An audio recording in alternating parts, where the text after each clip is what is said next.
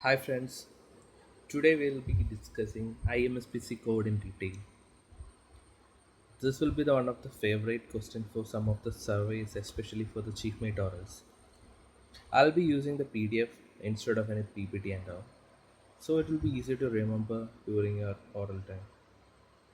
I have been using the same PDF for this chief mate orals, and it was very useful for me. Because the surveyor, if they're asking anything in detail, then we can just simply say that it is there in the book, and if you say the sections also, then the surveys will be happy. The main supplements are BLU code, BLU manual,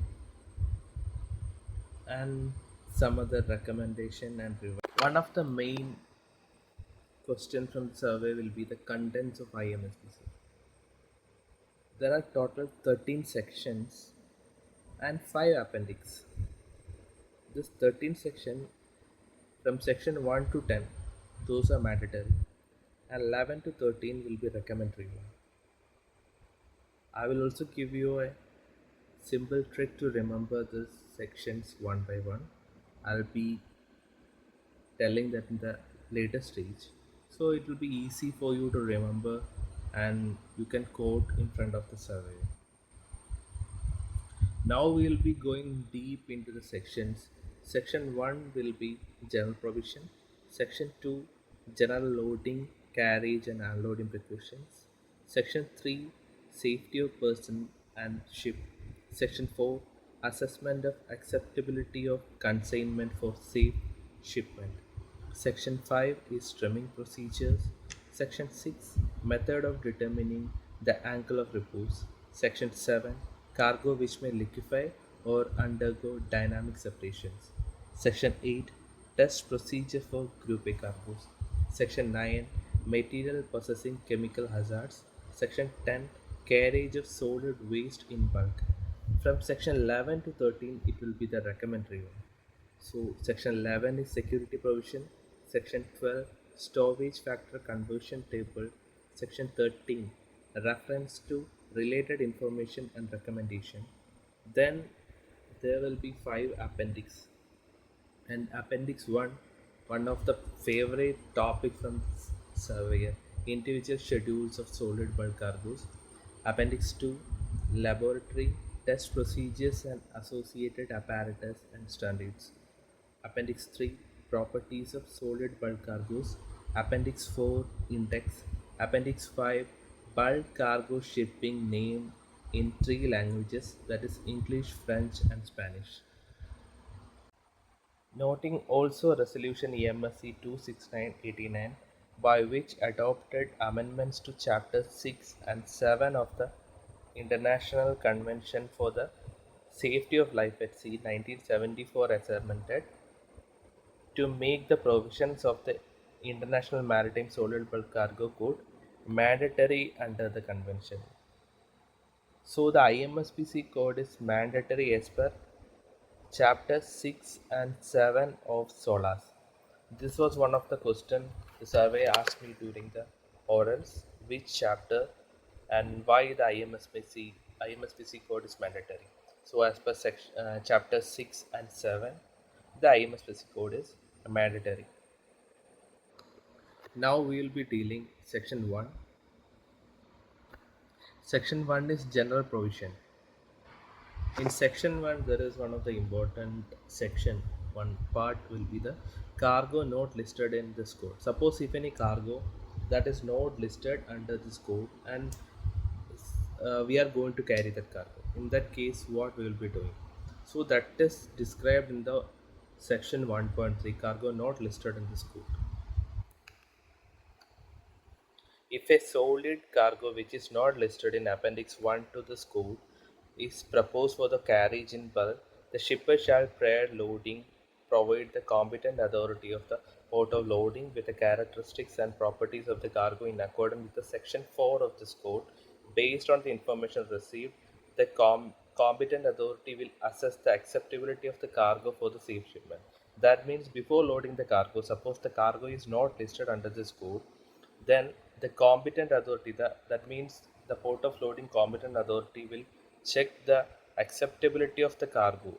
They'll be carrying out the test and everything. That is telling in the 1.31.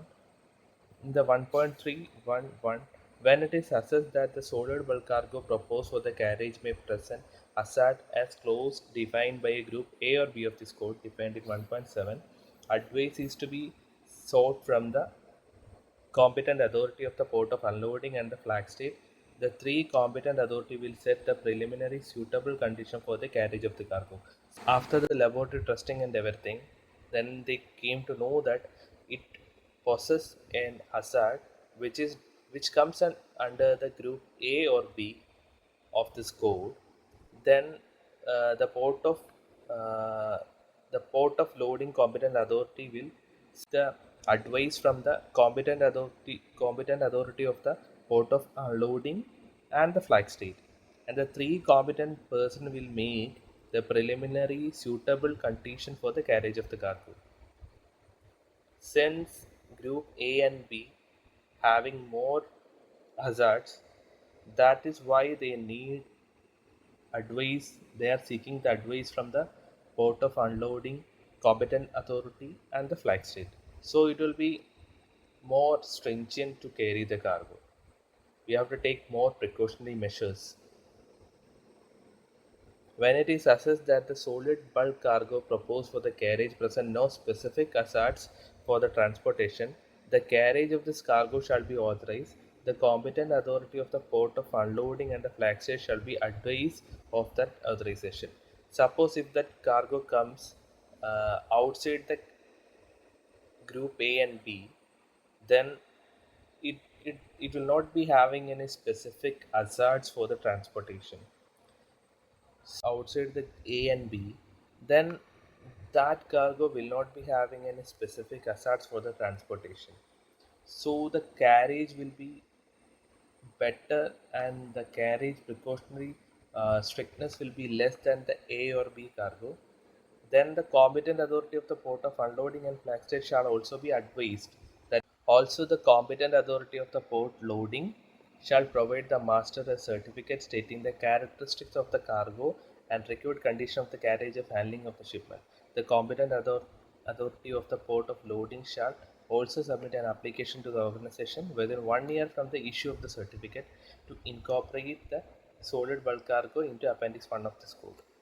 After the port of loading competent authority has set the advisors for the carriage and handling of this shipment, then competent person of the port of loading, they will issue a certificate to the master, and also they will submit an application to the organization will be the IMO within 1 year from the date of issue of the within 1 year of the issue of the certificate, they will submit an application to the organization so that the specific cargo that will be to include that specific cargo in the appendix 1 of this code. So in the later stage, in the later years, that specific cargo details will be comes under the appendix 1 and it will be easy to carry the cargo. Then, as I said before, even though this code is legally treated as a mandatory instrument under SOLAS convention, the following provisions will be remain recommendatory or informative. That is section 11, 12 and 13, that will be recommendatory or informative purpose. Finally, we are coming into the last part of the section, that will be the definition.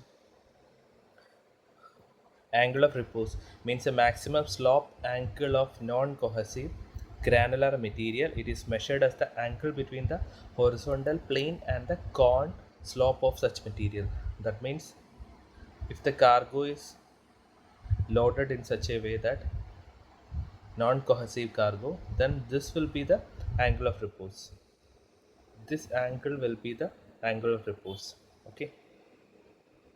It is given in the next page. Angle of repose, they have mentioned which the horizontal and the cone that is making. Then next will be the bulk cargo shipping name, BCSN. Identifies a bulk cargo during the transport by sea. When a cargo is listed in this code, the bulk cargo shipping name of this cargo is identified by capital letter in the individual schedule or in the index when a cargo is dangerous goods as defined in the IMDG code defined in regulation 7. This like a proper shipping name. Instead of that, we are using here bulk cargo shipping name. It identifies that specific bulk cargo during the transportation. Bulk cargos, we don't have anything like that. So we'll be using the bulk cargo shipping name. It will be in English, French, and Spanish.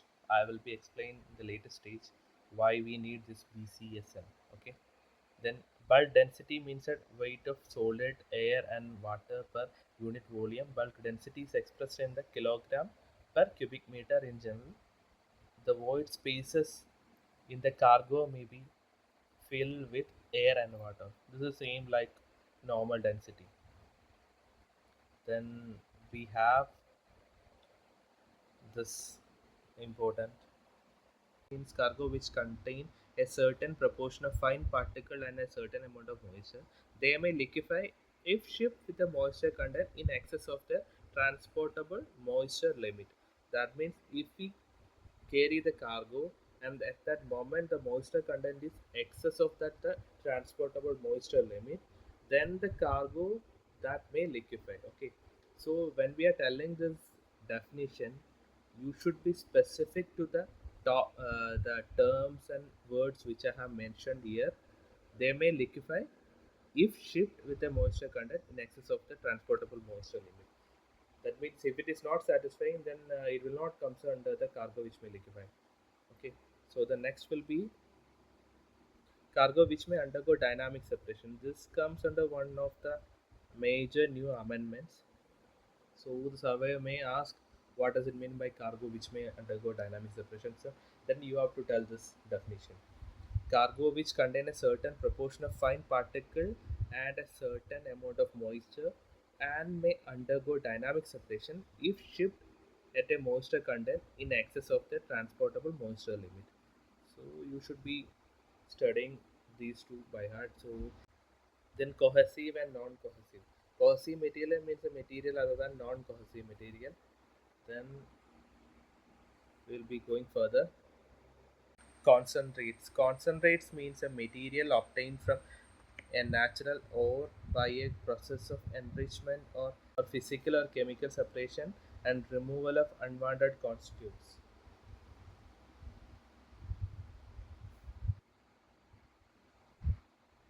Dynamic separation means a phenomenon of forming a liquid slurry, water and fine solids above the solid material, resulting in a free surface effect which may significantly affect the ship stability.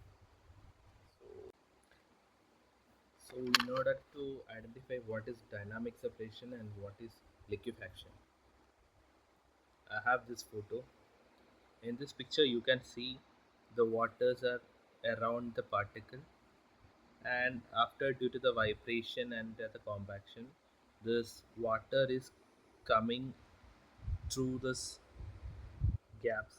Okay, there will be void spaces between the cargoes, so the water will be accumulating on the top of the cargo. You can see here it is accumulated on top of it. Then again, if it is rolls further, then it is causing a free surface effect. That means the water will be freely flowing from one side to another during each roll. It is causing a free surface effect and it is causing a stability issue. In the case of liquefaction, same like before, but due to the compaction and vibration, the water which was entrapped in between the cargo and the other void spaces, which fill in such a way that there is no connection between the what you call the particles or cargo. So each cargo is easy to roll or easy to go from one side to another. Previously, it was not like that. There were no void space between the cargoes with the particles, so it was not easy. But when the water came in between, then it was very easy for the particle to roll on each side. That's the main difference between the dynamic separation and the liquefaction. The next is flow moisture point. Flow moisture point means the percentage moisture content at which the flow state developed under the prescribed method of test in a representative sample of the material.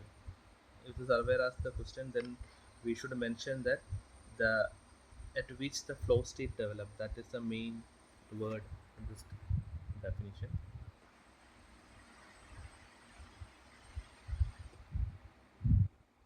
Then we have definition for the group A cargoes, group B cargoes, and group C cargoes. Okay, group A cargo means consists of cargo which possess hazard due to the moisture that may result in liquefaction or dynamic separation, which we discussed earlier, if shipped at a moisture content in excess of the transportable moisture limit. That is also important. Then Group B. Group B consists of cargoes which possess chemical hazards which could give rise to dangerous situation on ship. It has got chemical hazard. The previous one hazard due to moisture. Then the last Group C consists of cargo which are classified as neither Group A or B. That means if the cargo is not Group A or B, then it will falls under Group C. Then we have MHP. Hazardous only in bulk means material which may possess chemical hazards when they carried in bulk other than material classified as dangerous goods in IMBG code.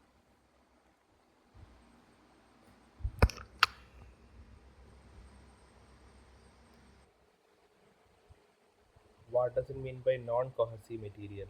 It means a dry material that readily shifts due to sliding during transport. That is known as non-cohesive material. In the later stage, we'll be using the word non-cohesive.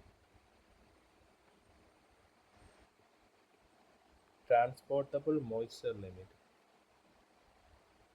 (TML) of a Group A cargo means a maximum moisture content of the cargo which is considered safe for the carriage in ships not complying with the special provision of 7.32. It is determined by the test procedure approved by the competent authorities such as those specified in paragraph 1 of the appendix 1. So this is the definition for the TML.